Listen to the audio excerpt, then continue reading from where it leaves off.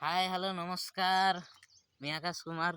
केनता अछन समस्ते? आशा करछे भल थे। मुई पूरा एक नंबर अच्छे। आज बोलिया दिन तो भल थिबा कथा ही।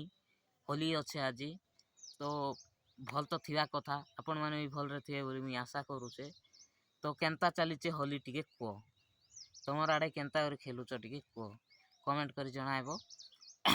आमर आड़े तो स्टार्ट ना हेबारता खंडे लागिचे देख परथिबो टिके लागिचे तो आम स्टार्ट करमु पूरा बबाल करी खेलमु होली।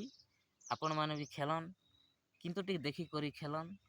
टिके देखी करी मान टिके देखी करी यार मैं काना कहमी टिके देखी करी तो खेलबो आर लोक के जबरदस्त नहीं लगाबो। जो लोग जबरदस्त नहीं लगाबो केते बेले आंकी कानी कुना पड़ी जीवा। आ जेन मान के मांडू अच्छे से मान के कहूचे कि से मान फास्ट लगे जाओ नले कुटा खाइबो।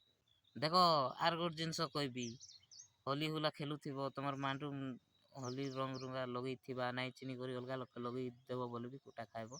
तो हेते लगी टिके तमे भी टिके बेसी नहीं लगे था जेनता कि तुमर मांडू चिनी पारबार अच्छे बुझी ହେଲା। हाँ तापर धूम एंजॉय करो धूम होली खेलो मस्त करी खेलो आरु गंडगोल नहीं हेबो।